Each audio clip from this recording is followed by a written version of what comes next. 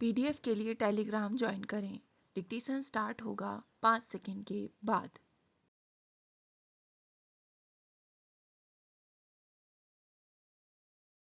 महोदय, इस प्रकार गांधी जी के अनुसार समाज का कर्तव्य है वह व्यक्ति पर कोई बंधन ना डालकर उसके आध्यात्मिक उत्थान हेतु आदर्श वातावरण का सृजन करे। ऐसे समाज की रचना का आधार सत्य, अहिंसा, प्रेम एवं न्याय होगा। व्यक्ति की जाति उसकी कार्यकुशलता के आधार पर ही निश्चित होगी। उनका कहना था, एक आदर्श सामाजिक व्यवस्था तभी स्थापित की जा सकती है जब इस वर्ण सिद्धांत को पूरी तरह समझा जा सके। गांधी जी स्त्री पुरुष दोनों को समान महत्व देते थे। उनका कहना था, स्त्री पुरुष के कार्य क्षेत्र का विभाजन अवश्य मान्य है। दोनों लिंगों के लिए सामान्य गुण एवं संस्कृति जो इनके व्यवहार में लाए जाने के लिए आवश्यक है समान ही है। गांधी जी का विचार था कि स्त्री पुरुष एक दूसरे के पूरक हैं। दोनों में प्राकृतिक भिन्नता के बावजूद आध्यात्मिक एकता होती है जो स्त्री पुरुष के पृथक पृथक स्वधर्म के सम्यक रूपेण निर्वाह से ही प्राप्त की जा सकती है। गांधी जी इसलिए यह नहीं चाहते थे कि स्त्रियां स्वधर्म त्याग कर पुरुषों के स्थान पर कार्य करें। वे स्त्रियों के कार्य को पुरुषों के कार्य से श्रेष्ठतर मानते हुए लिखते हैं। अपने घर को सुव्यवस्थित रखना उतना ही बहादुरी का काम है जितना कि उसे बाहरी आक्रमण से सुरक्षित रखना। गांधी जी सर्वत्र स्त्री को समान स्थान देने के पक्षपाती थे। इसी कारण वे स्त्रियों के मार्ग में अवरोध उत्पन्न करने वाले सभी तत्वों को समूल नष्ट करके प्रत्येक पग पर उनकी रक्षा एवं प्रतिष्ठा के पक्षधर थे। गांधी जी विवाह को प्राकृतिक आवश्यकता एवं गृहस्थ जीवन के सर्वोत्तम जीवन मानते थे। उनका कहना था, विवाह हिंदुओं के 4 आश्रमों में से एक प्रमुख आश्रम का आधार है। वास्तव में देखा जाए तो अन्य 3 आश्रमों का आधार भी गृहस्थ आश्रम ही है। विवाह का उद्देश्य व आदर्श है स्त्री पुरुष के शारीरिक संबंध के माध्यम से आध्यात्मिक एकता की प्राप्ति।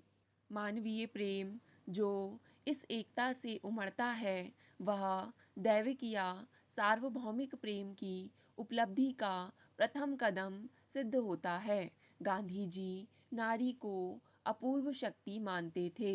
वे उसे पाश्चात्य फैशन एवं रहन सहन से दूर रखकर ही पूजनीय समझते थे।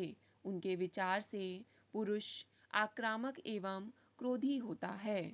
स्त्री ही एक ऐसी शक्ति है जो शांति एवं सुरक्षा का नेतृत्व कर सकती है। महोदय, गांधी जी से एक बार पूछा गया था कि क्यों वे भारत में ही ब्रिटेन की तरह का विकास चाहते हैं तो उन्होंने नकारात्मक जवाब देते हुए कहा था कि जब एक इतने छोटे से देश को एक खास तरह की जीवन शैली प्राप्त करने के लिए दुनिया के इतने बड़े हिस्से को उपनिवेश बनाना पड़ा तो भारत जैसे बड़े देश को तो वे ना जाने कितने बड़े उपनिवेश की आवश्यकता होगी।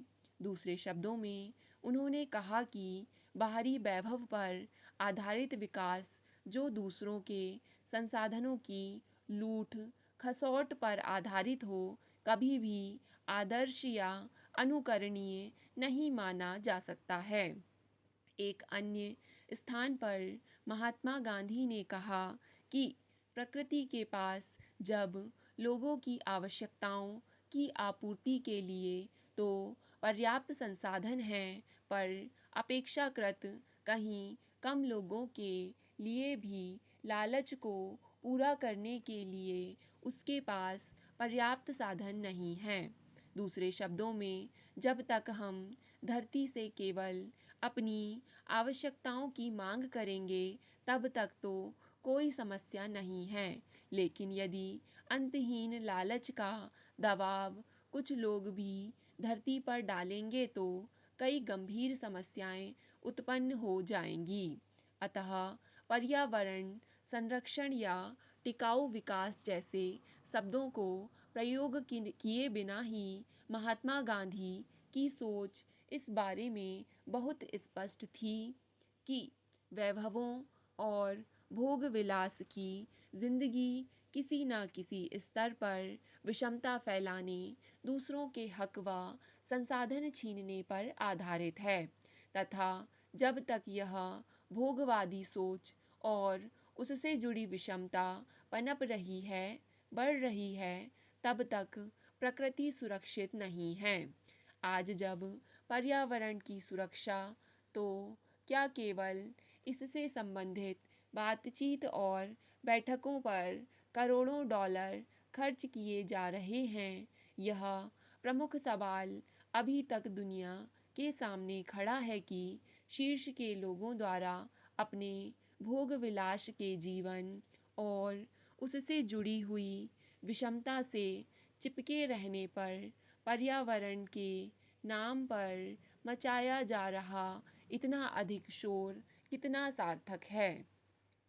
स्वीडन की सरकार ने हाल ही में एक अध्ययन करवाया था, जिसका उद्देश्य यह पता लगाना था कि स्वीडन में जो जीवन स्तर प्रचलित है, वह विश्व के कितने लोगों को उपलब्ध हो सकता है।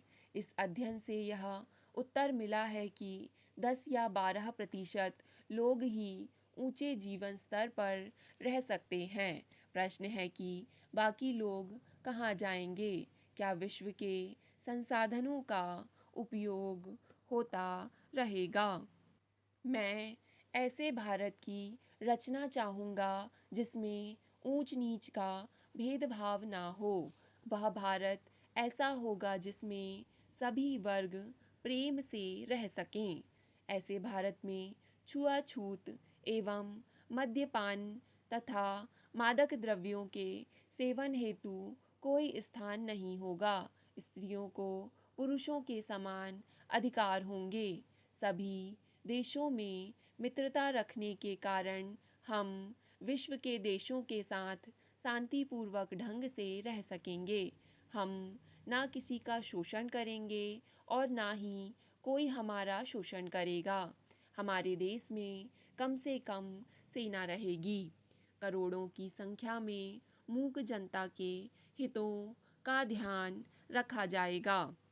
व्यक्तिगत रूप से मैं देसी एवं विदेशी के भेंट को घृणा की दृष्टि से देखता हूँ। मेरी कल्पना का भारत ऐसा ही होगा। उक्त कथन से स्पष्ट है कि गांधी जी एक ऐसे समाज की रचना करना चाहते थे जिसमें जाति एवं वर्ण भेद समाप्त हो एवं सभी व्यक्ति समान समझे जाएं।